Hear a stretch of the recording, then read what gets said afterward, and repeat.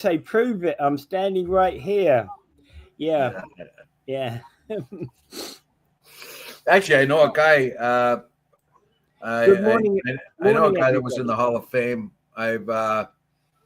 It was a family friend, kind of. Yeah. And so every time their family comes up to Toronto, they're all in the States now, but every time they come up to Toronto, that's the first place they go, to the Hockey Hall of Fame, and look at their dad's picture. Well, I suppose that's the way you've got to do it. And the thing about sports is that they bring, rarely does sports bring multi-generation, heroes. Usually it's a one generation thing. I don't know. There was Gordie Howe and his sons. His sons were great hockey players. There Yeah, was it happens. there was the Golden Jet and his son. Yeah.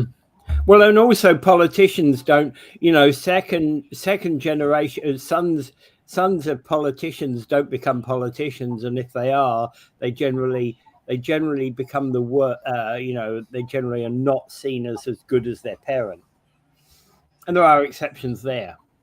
Well,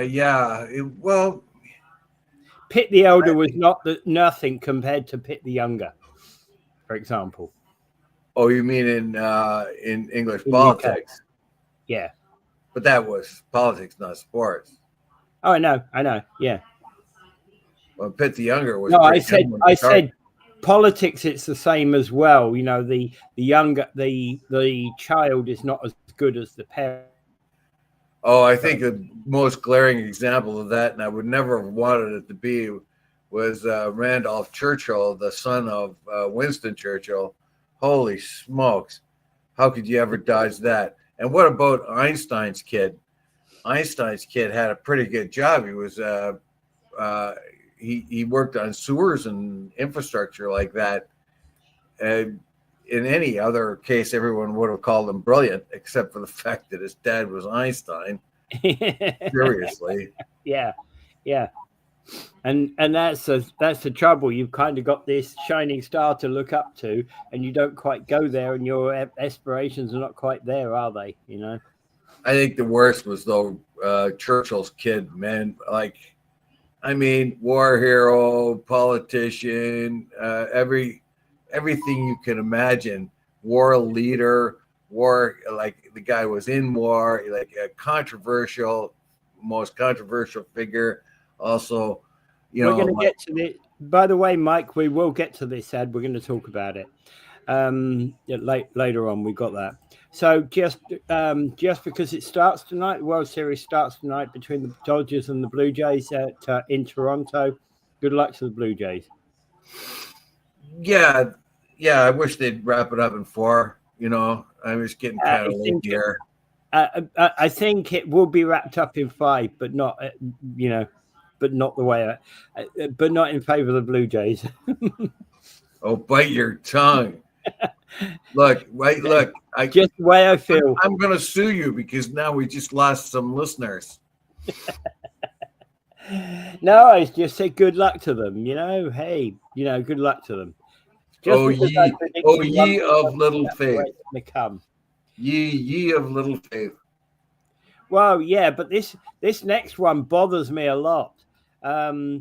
Donald Trump and this blasting away the East Wing to make it a new ballroom, and he's going to double the size of the traditional size of the ballroom. The whole thing, he says, "Oh, don't worry about the East Wing. We're going to come close to it, but we're not going to interfere with it." And he keeps telling this big lie, and everybody's kind of worried he's going to get too close to the historic East Wing. He says, "Don't worry, we're going to build it. We're going to come close to it, but not interfere. The East Wing's going to be fine." And then he goes right ahead and demolishes it. It's very typical. It's one of the most overt examples of how much this guy lies. He just lies anytime he wants to. Well, if they say, what's he going to do next? He's jealous of everything. He's jealous of the White House because he didn't build it. Now he's going to put this monstrosity of a ballroom onto it. And the guy that writes this article says that that's a signal that he plans never to leave.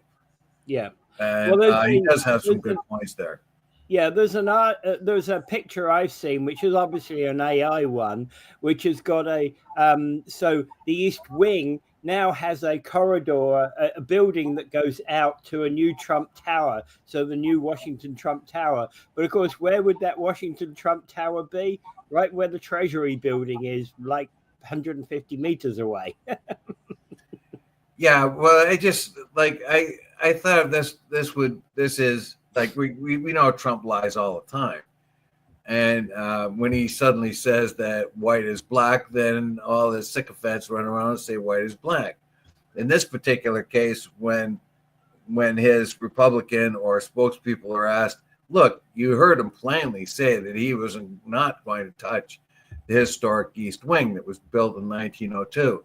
It says so, right? You can bring up that video over and over again, and all the promises he's made that he's not going to touch the East Wing, he's going to come close to it but not include it, and then he just demolishes it, and all the sycophants got to go around. Whoa, what are you worried about? I mean, Obama built a basketball court. They're trying to compare this to Obama's basketball court. Entirely different thing. Building a basketball court, you can actually knock that down next time, if you don't like it, right? Yeah, he's just like dumb. Yeah. No, I'll be right back. I just got to turn off this heater. And I've got that yellow light going on in the back too. Turn that off. That's not too bad today. Yeah, but anything that interferes with my beautiful face is problematic. Yeah. This whole thing about this. Yeah, you think you can lie, Trump? This whole thing about demolishing parts of the White House. I don't know. I don't know the White House. Never been on a tour there or anything like that. The whole thing about it is, but it's an historic building, isn't it? It's a statement piece for the United States of America. And the White House is it's an important American building. Let's be blunt about it. Yeah, not to forget that British troops and Canadian militias burned down the White House. Yeah, some of our Ontario buddies went down there and burned it down, and it was blackened. So it has a pretty good story in that way. And the British troops walked in and they had set dinner already was set for dignitaries. The British came into town and they took the dinner and they had a nice dinner there and shared it and then torched the building. Well, the interesting thing is about that is they could have actually, having taken over the building without a fight, the British could have easily just, declared at that moment that the American experiment was at an end. No, they couldn't do it, and a lot of people didn't even really want. That's a whole different subject. Whether they want it, probably didn't want it at that time, but you get what I mean.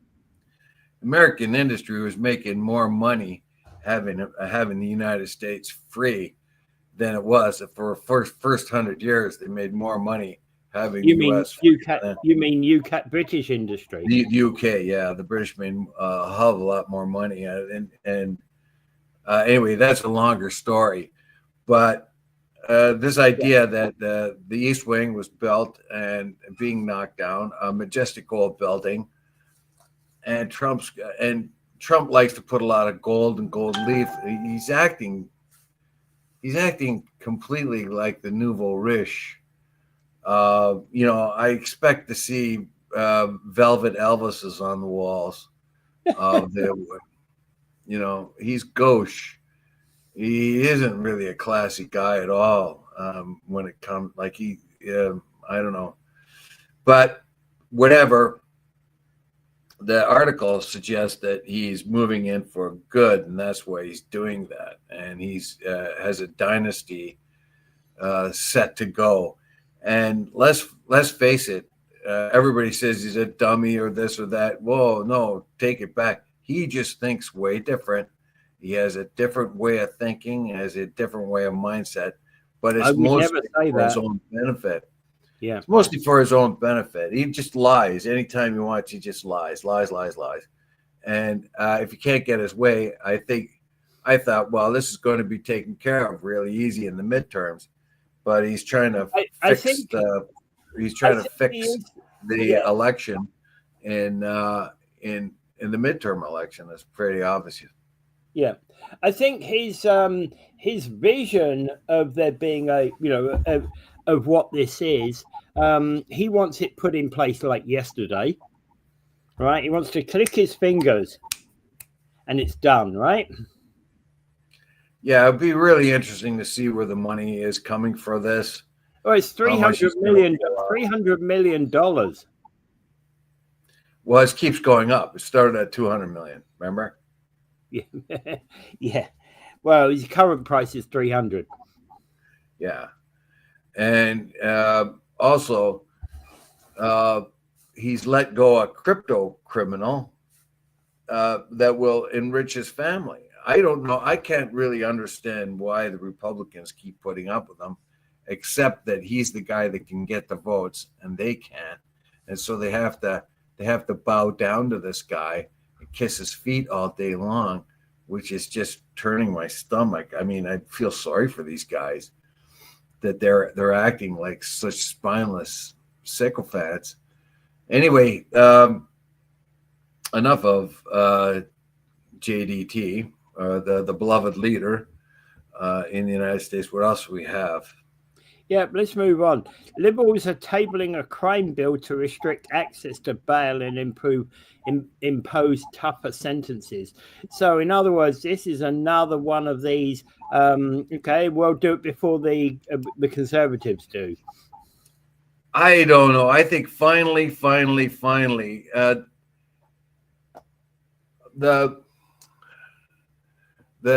Carney government is taking conservative talking points and putting them into action.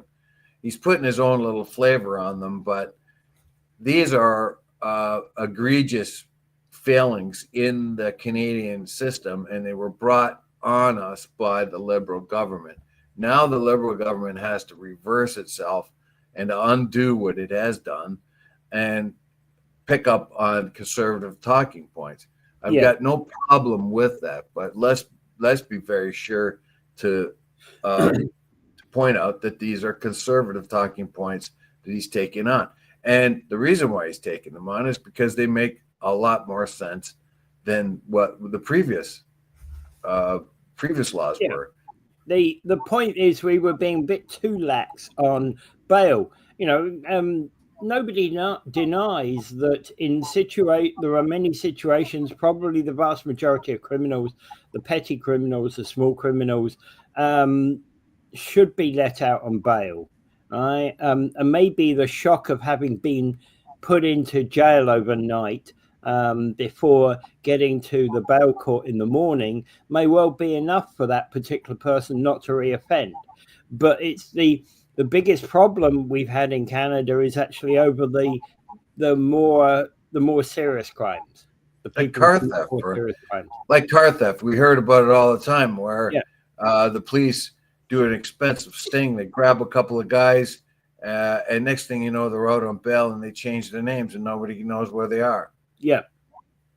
And the Canadian government looks the other way. We talked about a truck. A guy tracked his truck into a container into Montreal, a stolen truck.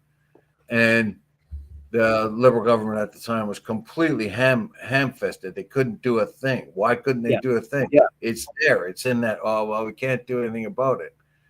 And when you're talking to the leader of the or the minister of the government and tells you they can't do anything about a truck they know that's stolen in a yard, and they have to wait till that truck gets to its destination, and it's right there in Canada in the yard, and the police can't do anything about it. It should not be that. Basically, that truck should, that canister should be opened, and any vehicles found in it should be investigated. Well, they didn't know that. Well, that was part of the excuse. They didn't know the exact canister, but the fact is, they're getting away with this, and crime, of course, climbed. In any time you become too tolerant on crime rises. Look what's happening in Sweden. It happened in Canada before too. They're very, very lax on crime there, particularly their youth offenders. So what do the criminals do? All their hitmen are youth, under 18 or under 16 or whatever it is, whatever their criteria is. So you got young men doing terrible things like murdering or beating people half to death, or putting a bomb in a place, knowing that they're only going to get a couple of years. Well, the youth offenders' ideology behind that was for ordinary, everyday transgressions of the young, and not organized crime. And how do you square that? And once the government puts these lax laws in place, it's very hard for them to admit they've done wrong. We're in a situation, and Polyev, for instance, is being very, very critical of the RCMP lately. But I have to say that the Conservatives' ideas about tightening the loopholes in the law and budget constraints and all of that are what Mr. Practical, Mark Carney, is employing. Yeah. Well, and one of the next article that we've got is also budget constraints from Carney as well. Yeah, tell me it doesn't sound like the talking points of the Conservatives. He's a guy that really implemented this. And remember when Trudeau tried to get Mark Carney to become his finance minister, and he turned him down, but he did give them a stern talking to out in BC, telling them, look, you are really messing up. And if you read between the lines, that's what he said. You guys are really messing it up. But the Trudeau government and the Trudeau ideologues, the Trudeau sycophants, let's put it that way. We are always talking about the sycophants surrounding Trump. Well, that was my feeling. Yeah, we have sycophants. Yeah, like I really couldn't square what his ideas were with what was happening, and then I hear all these people telling Trudeau how wonderful he is, how smart he is, how good he is, how can the guy even function? And I really got some insights from Gwyn. Who's the who is the premier of Ontario? I can see her face, but for some reason the name is Kathleen Wynne. You mean Kathleen? Yeah, Kathleen Wynne. Like when she was talked about this, she said herself, when it was very obvious to everyone else how many mistakes they had made and how unpopular they were, she was surrounded by people telling her the opposite.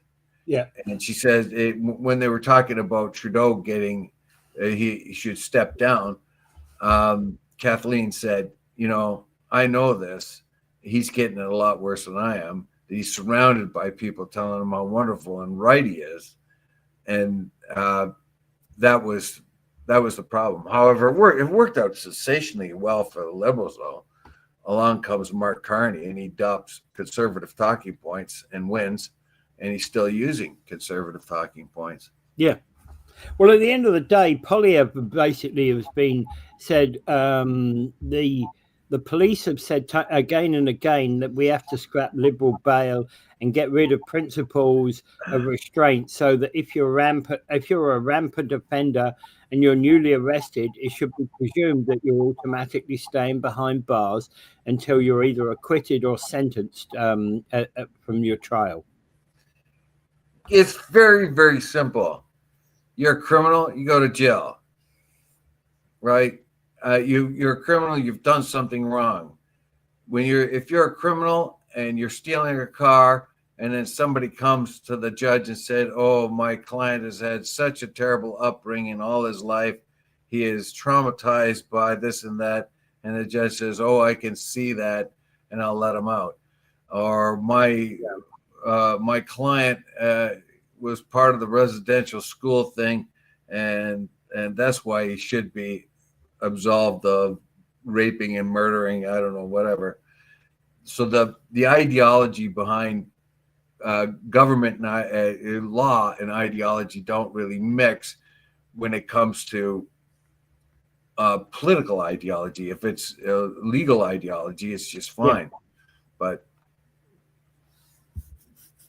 well, and the point being is, you know, the criminal code needs, has a reverse onus for bail in place for many serious offences, including murder. But the ministry is saying that they're going to change the criminal law to ensure that the bail system is not viewed as some get out of jail free card. We're going to ensure that bail hearings treat public safety as paramount concern.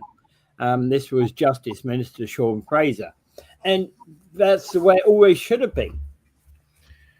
Well, the one thing I like here, they aren't making as many excuses that they usually used to do. Oh, we've come to the conclusion that we have to tweak this or that. It's and then do major changes. That's what they used to do under the Liberal, under Trudeau, right? When they had to make major changes, like buy jet aircraft that they turned down earlier. And then they may say, oh, we've just realigned our thinking. In this particular case, they're not doing that. They're not trying to protect their decisions of the past. They're just trying to correct them. And the thing is about, for example, if you committed an offence with a weapon, whether it be a gun or a knife or any other kind of weapon, then there should be no bail. No, absolutely not. No bail at all. Yeah. Look, crime is one of those, any kind of violent crime at all. Like I really don't understand how it got as bad as it is. And now we find that we have more and more guns, more and more people willing to use them in criminal circles here. And that's because they don't fear the law. Yeah. I mean, and the police themselves are livid. They're the ones that arrest them and then find them back on the street a day or two later. Yeah. And if you're caught with a gun, if you're caught committing a crime with a gun, basically you shouldn't expect bail. No. As a matter of fact, if you're caught with any illegal guns, you should go straight to incarceration. Well, you still have to be proven guilty in the court of law, but yeah. But if they catch you with it, I think you should be incarcerated until, you had a gun on you, an illegal gun. Well, until you're either acquitted or sentenced, right? They hold a lot of criminals already. So there you go with the bail. We don't want them to have bail. They're a person that carries around an illegal gun. Yeah. They're a danger of community. Yeah, absolutely. They're a danger. And the same, I'm going to say the same with knives, because we're having a rash of knifings here in Canada. The knife is the weapon of choice these days. Well, I saw a guy in a corner store. I was buying him and his girlfriend, and the guy had a belt with a pretty lengthy knife on it. It was like a hunting knife, and he had the knife on a belt. Right. And then he stole a chocolate bar, which I told the lady behind the counter about. But because she knew them. Well, right? Carrying a knife and using a knife in a crime is two different things. You see, that example you were saying was he's not using a knife in a crime. He just happens to have it on his belt. Yeah, but he's not hunting.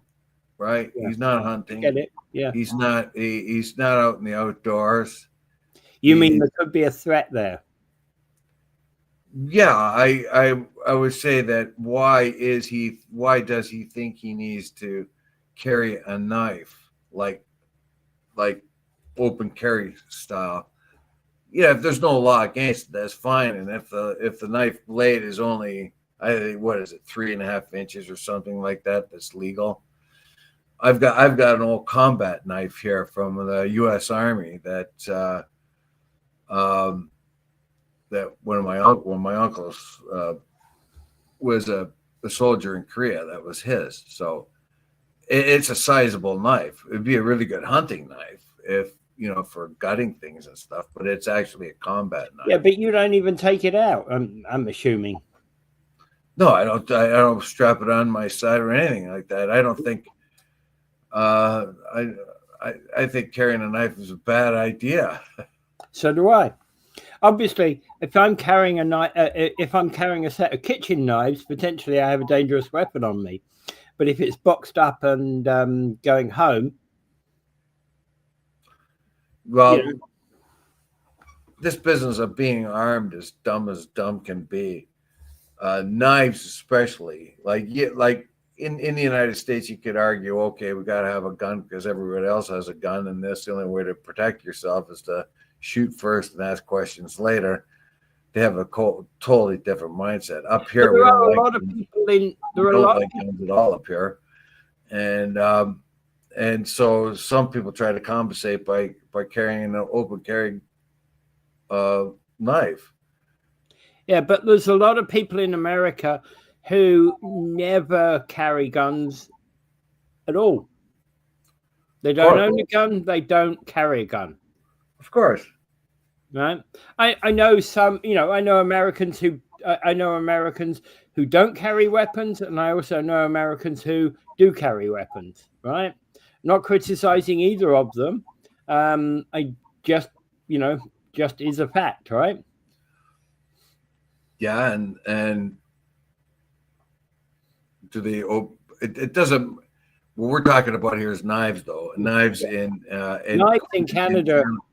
Yeah, knives. The difference between a knife, as our latest recruit, to a latest paralegal recruit that we've had, told me there's a difference between a knife and a gun, because a gun you could get shot. You can get shot without even knowing you're a target, whereas a knife, it has to come up close and personal, and a person who has got certain skills like wrestling skills or or self-defense skills would easily be able to take a person's knife away. Yeah, okay, we can. I'm not saying a knife is a lot less lethal than a gun, obviously, because you can kill people from a distance with a gun. You can do it quickly, and that kind of thing. But a knife is a bad thing to carry around. I'll point that out. It is a weapon, and it kills a lot of people. People use knives in fights. People kill people with knives. But you have to be up close and personal to actually kill somebody with a knife. Yeah, well, there's been people who have done mass murders with knives. Oh yeah, where they get a butcher knife or something like that, go to the subway station, start stabbing willy-nilly here and there. So it is still a weapon. It is still a vile weapon, and we have an uptick in I would say up here in Canada, we should treat knives very similarly to we treat guns. If you're using a gun, or if you have a illegal gun, or if you're packing a knife and you use it in a crime of any kind, then there is an immediate and irrefutable sentence that goes along with that. Yeah. The Liberal government, previous to this Liberal government, took away the mandatory sentence on somebody carrying a gun. Yeah. And that was just foolish. Yeah. Oh no, that absolutely must come back. Yeah. So where do we go next? Okay. Where we go next is Carney's saying Canada needs to prepare for sacrifices in its budget. you know what? I think he's going to get away with this.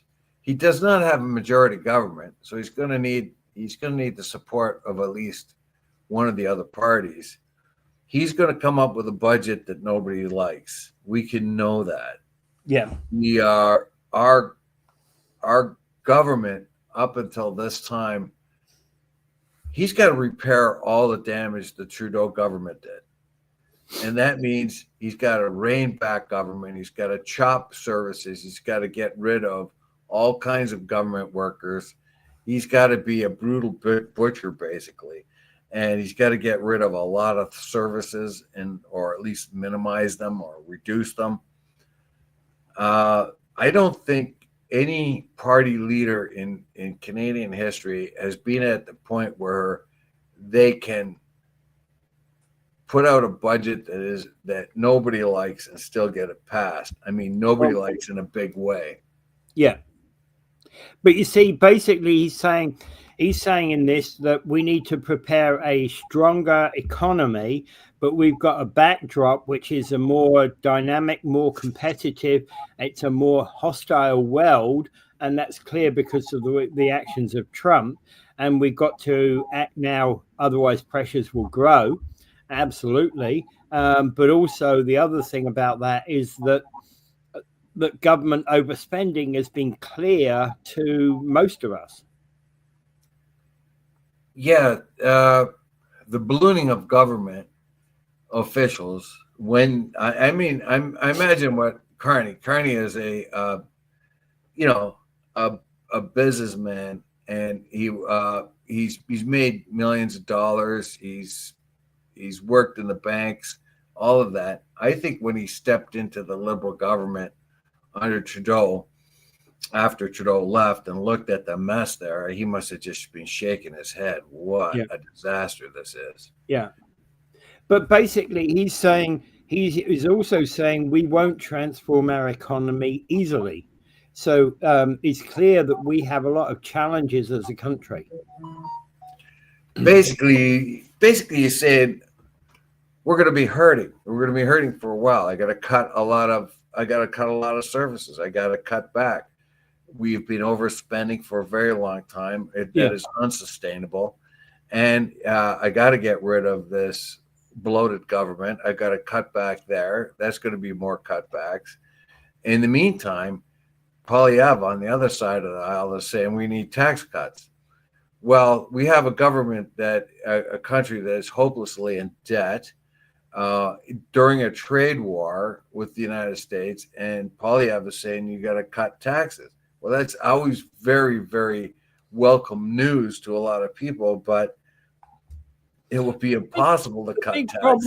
The big problem with cut taxes on the lower end, but you can't cut taxes anywhere else. Yeah, I was going to say, the big problem is that that when a person talks about cutting taxes, it's not for the people who earn the least, right? You don't start by, when you promise to cut taxes, you don't start by moving up the lower bracket to a higher amount to the point at which you start paying income tax. It suddenly becomes a lot higher. You actually address it by taking away the top income tax tier. Yeah, I don't know. Carney's got a big problem, but I think Carney's going to be able to get away with a very unpopular budget because of the situations that we find ourselves pressed with. Carney also invited Polyev into consultations about certain things in the budget. Now, Polyev is doing his job, going around and saying, well, this and well, that, and we need a tax cut here and we need a tax cut there. But he is including Polyev in some of the talks. I think that's a good idea. I think that's a sign of real leadership. The country is in an existential threat from the beloved leader down south, and he is welcoming the ideas behind closed doors of other political leaders. I think that's a very good idea. I really do, because Polyev's got a big party there. He's got, got a larger parliamentary party than his party had before this last election. Very influential party, and it would be good to see Carney's ministers work with Poilievre's finance people to get a good budget. That would also ensure that we get a budget put through Parliament. Well, I like the idea because basically what the old mantra is whatever they say, we do the opposite, that kind of thing. If the conservatives have the one idea, the liberals will do the opposite. The kind of thing that's happening in the States right now. Essentially, for Canada at this particular time, we are mostly a two-party system. So if we start going the way that they do in the States right now, you'll have two parties that are completely non-functional for the average person. Yeah. This business about getting people in the same room and saying, "What do you think I missed?" Yeah. And the point being is that I'm not expecting that Poilievre will agree with everything in the Carney budget, but if he were to say, well, if you tweak this and this, we will support the budget. I don't think they're ever going to support the budget. They're the opposition, so they're going to vote for it against it no matter what. Okay, let's put that in different words. If you tweak this and tweak that, we will not oppose the budget and call for a we'll allow the budget to go through. No, we're going to vote against it. They're going to vote against it. They're going to put positions, but they are not prepared to go to an election, though. So let's make that clear. Point. Yeah, and Carney has to then go to the NDP and get one or two of them to vote on his side. It's not a tall order, but this is a particular position where the NDP now has outsized power because the Liberals do not have a bloc government. Or bloc. Now, this is what has been predicted by one political pundit. I can't remember who it was, but I remember the pronouncement saying the Carney government will only be in for a year or a year and a half before there's a non-confidence vote on something like the budget, and they'll have to do the whole thing all over again. That could happen here because this is a budget that nobody is going to like, probably not even the Liberals. But the message is very clear. We are in trouble. We are in trouble because of our past spending habits, and because we now have a very aggressive southern neighbor who wants to steal our stuff and kind of push us into servience, basically. Kind of like a servitude, kind of you are very much down the second to us kind of attitude. So I think because of that, because our existential threat is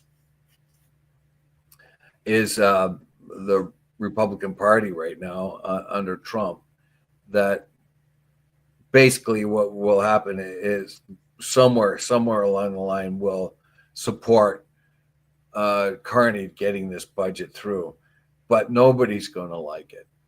In fact, he won't even give any kind of hints as what's going to happen. He just says it's going to be tough, and we're going to have to make some sacrifices. Yeah. Okay, moving on again, staying in our parliament, Poilievre is basically denies that he said that Trudeau should have been jailed. A big warning for Poilievre right here. He's beginning to sound like the biggest problem with Poilievre in the last election, which he lost, and what is sounding like now, he's sounding more and more like Trump. Trump wants to go after his political enemies. That's what is going to be interpreted by this particular statement that he's made. He is saying that Trudeau has to go to jail, and the RCMP really screwed that up, and Trudeau should have gone to jail for this and that. Well, guess what? Trudeau is history. You could bring that up in a later time by telling everyone that the RCMP is useless and they should have put Trudeau in jail. Well, you know how impractical that is. And if that is the case, you can bring up, your own party can bring up charges that the RCMP can investigate. The RCMP being incompetent just because they didn't put Trudeau in jail, that may be true, but prove it to us. Yeah. And unfortunately, the way it sounds is if he sounds very Trumpian, that he wants to go after his political enemies. Yeah. And realistically, we've always had this thing that once a politician's out of power, there tends to be, in the West generally, there tends to be a thing of allow them to just retire. Right? We don't go after them for, so-called alleged political wrongdoings that might be alleged criminal offenses. Well, Kathleen Wynne, we're talking about her. There was some proposal that she should go to jail because of her. The whole termination of that Etobicoke project. There were criminal allegations around that, weren't there? Yeah, you're talking about the gas generator. Yeah. So there was a ton of things. I think that was actually under McGuinty that happened. Okay. But anyway, there are always going to be these criminal ideas of criminality. Most of the time, if something doesn't work or something really bad, it's just complete dunderness, like people not doing what they should be doing, making up a stupid bill that doesn't work. Sometimes it's just negligence, political negligence. So just about every political leader you could think of would have a reason to be arrested. Not criminal. Put in jail. Political negligence is not criminal. Well, but if you could match it to damage that's being done to the Ontario economy or something like that. But I think probably I should really steer away from this. Yeah. Basically, what he's doing is he's doing like what Republicans are doing in the States right now. Anytime they're criticized for anything or even questioned about something, all they do is bring up Biden. Biden this and Biden that and Biden this and Biden that. This would have been so much worse under Biden. So, why are you doing this trade tariff? Oh, because under Biden, it was a lot worse than because, Biden this and Biden. All they do, when pressed, they always bring up Biden. It doesn't matter who it is. I mean, 9 months long after Biden has been out of office, they just keep bringing that up. And every time and I don't want Poilievre to go down that road. He has learned that character assassination and all that got him to a certain place. It got him a lot of notice when he was up against a very unpopular leader, that being Trudeau. It won't work against Carney. And to resurrect his name anytime you have a problem, that's not going to work either. And of course, he's talking about one of the things he's talking about is the SNC-Lavalin affair, but the RCMP never filed any charges. And the question about that is that a lot of the questions is really hard to prove. Was there a criminal offense occurred? It was moral and ethical. No doubt about that. No doubt about that.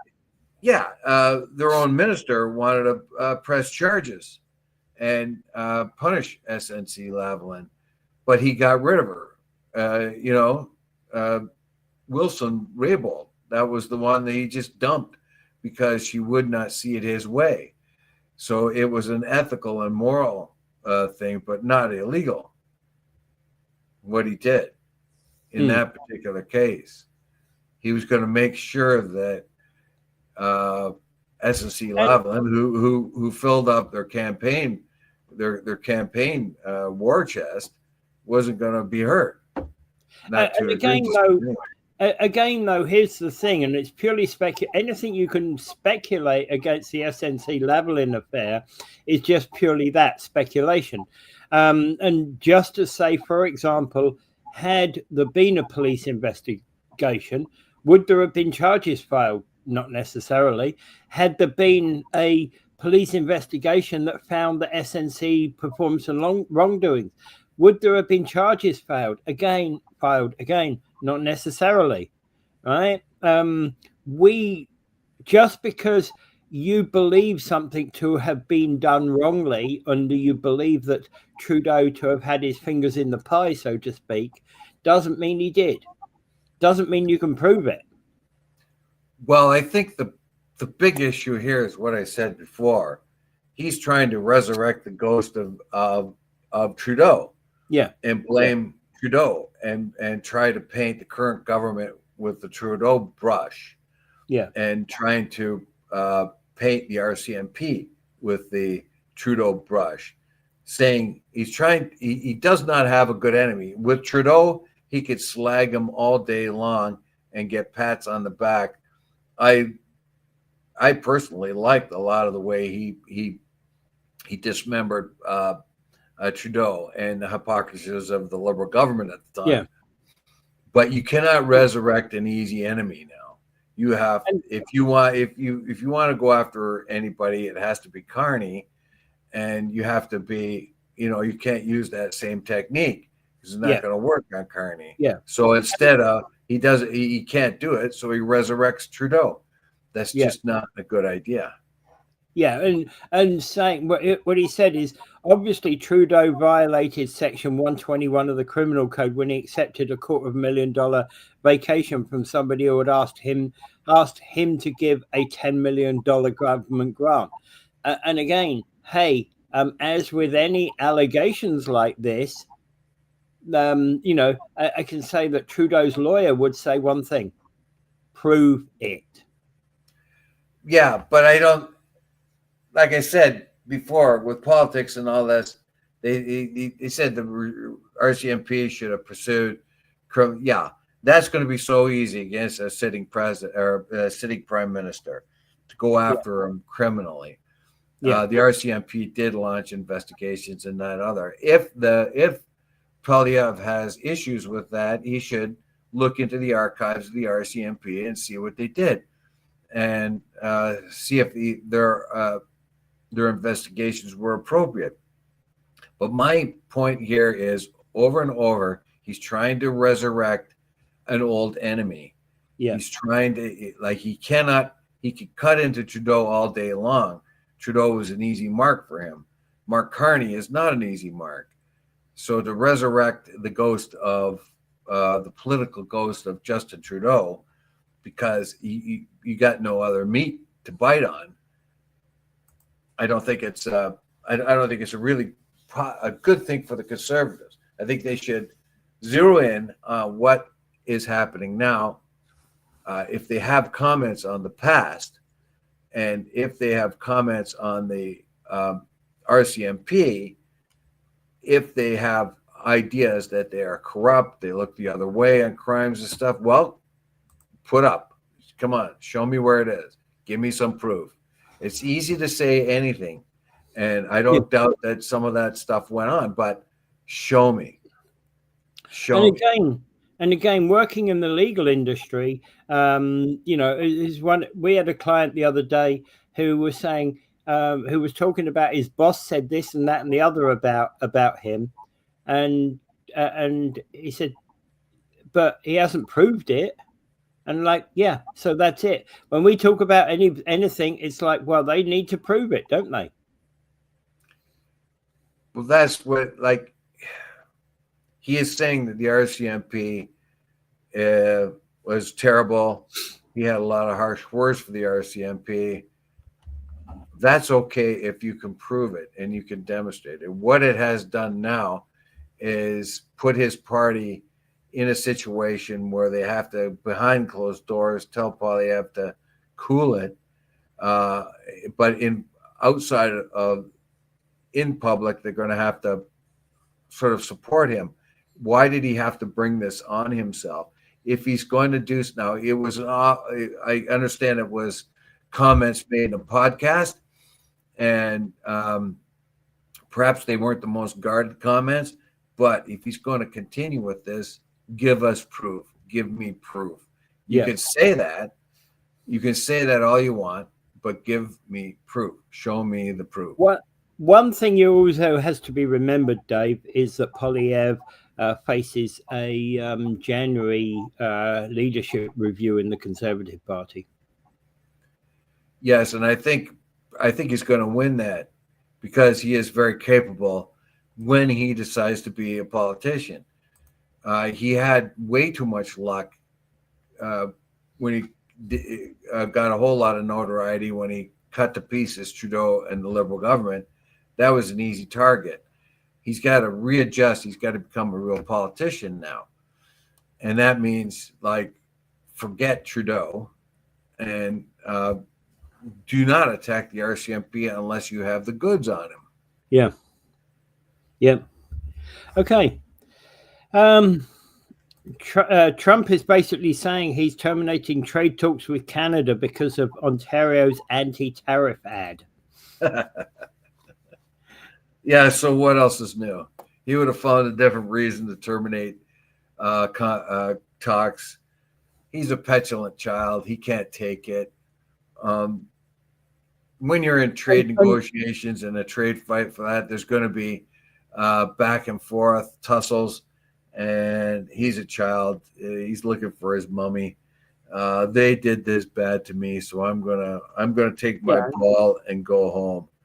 And what he's basically doing, he was committing the equivalent, essentially, of shouting, because what he was saying on Social Truth platform, on his Social Truth platform, is tariffs are very important to the national security and economy of the US, and he's shouting that.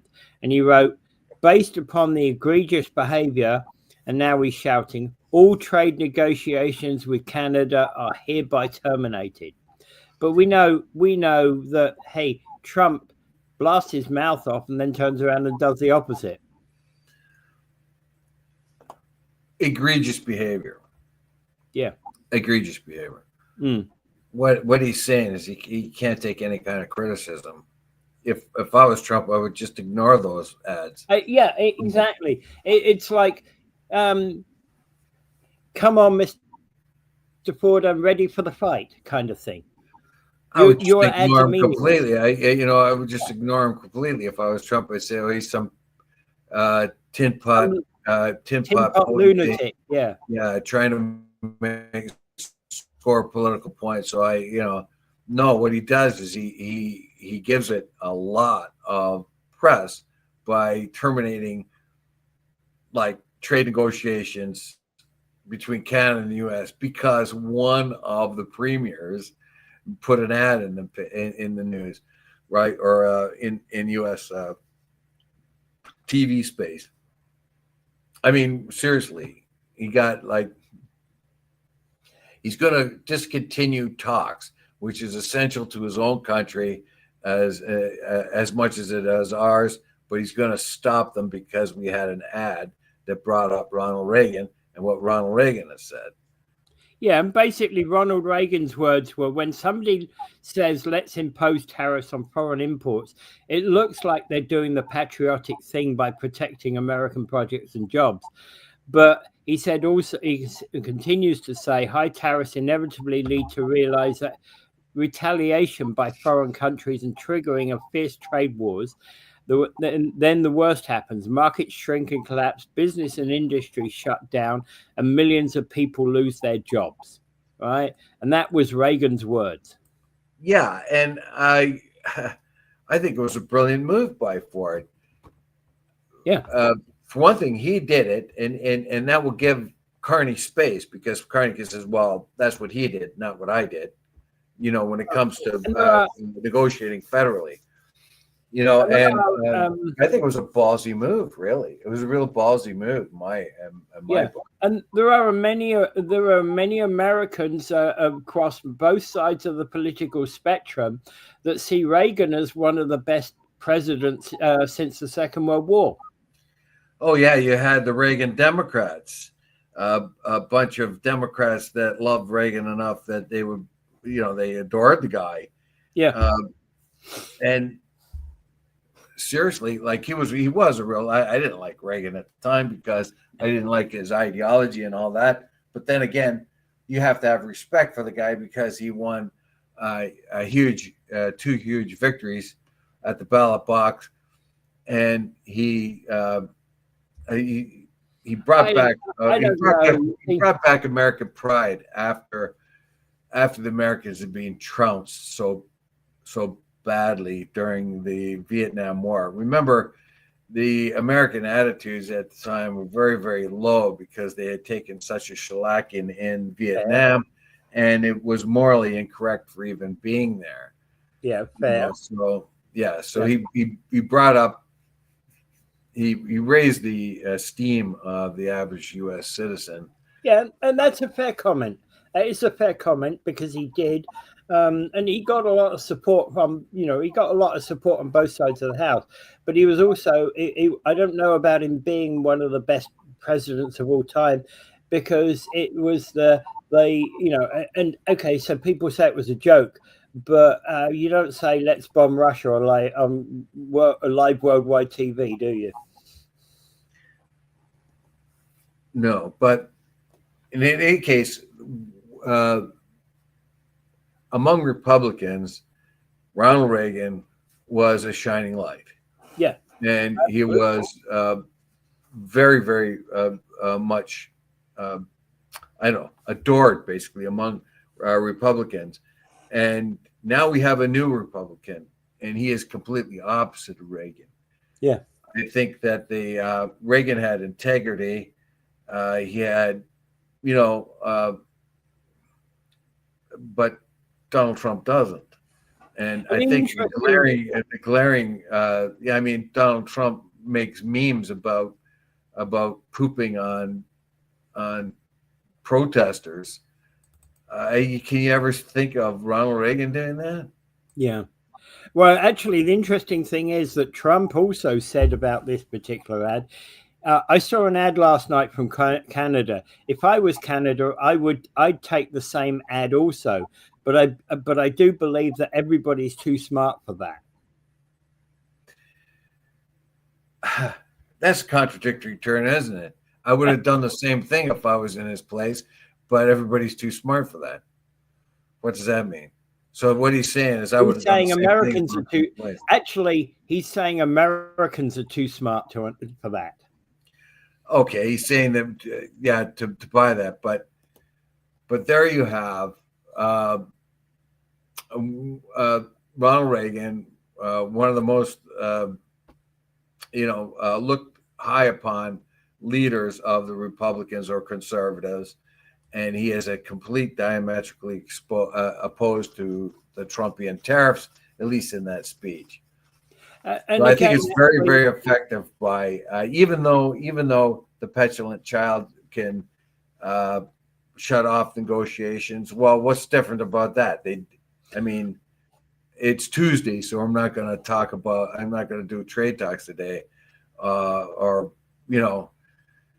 whatever reason he may come up with. So I don't think Canadians are going to be too worried about just, another sort of impulsive reason to stop negotiations.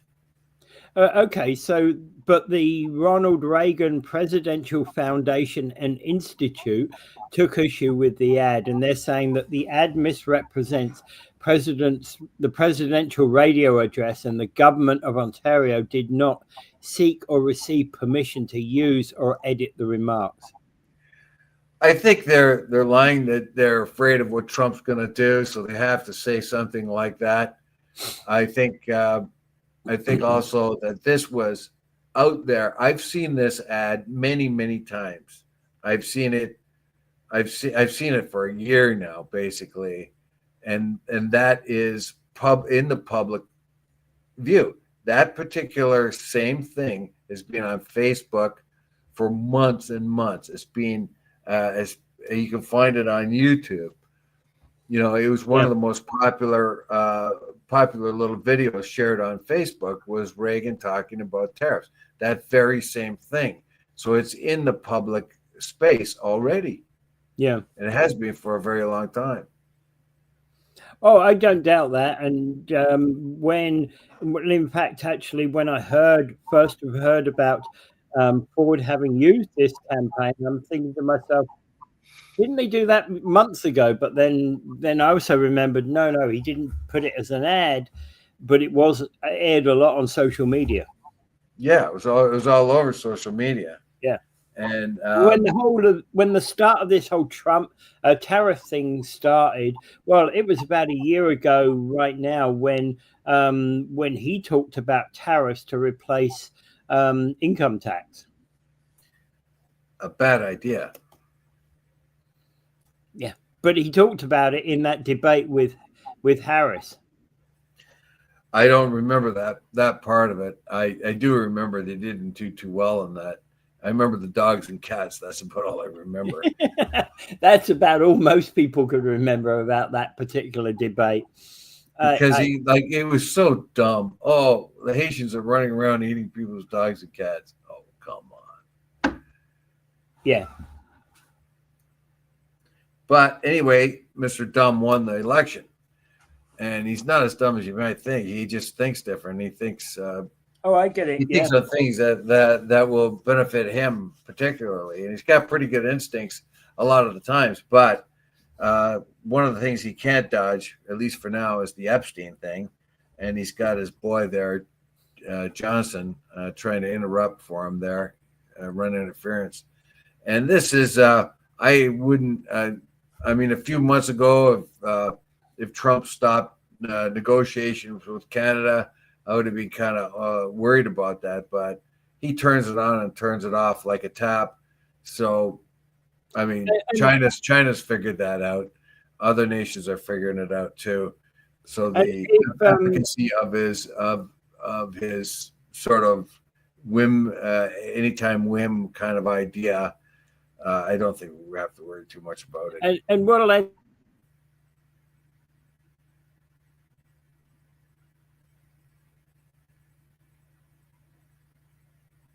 up the UN or something, and then he'll. But anyway, you know, we'll see. Might as well end it there because you're cutting in and out right now, so we must be. Yeah, I think we'll end it there. Yeah. Yeah, but not before I bring up Gaza, and at least JD Vance has gone over there and told Netanyahu, "No way are you going to annex the West Bank." So.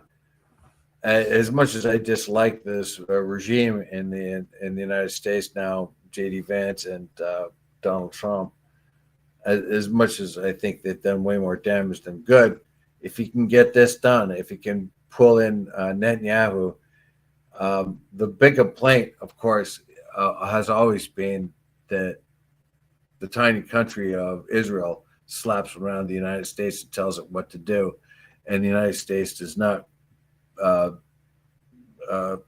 puts up with this because of its strong political AIPAC and the Israeli lobby. But apparently JD Vance has gone over there and said, no, there's going to be no annexation of the West Bank. Let's see if that really holds. And otherwise, I would say that the peace is only holding on by a thin thread, and the Israelis still like to use food and medical supply as a weapon. They weaponize it. I think Israel's going to take a century before it can regain any kind of respect in the world. In any case, without further ado, I bid you adieu. All right. Bye.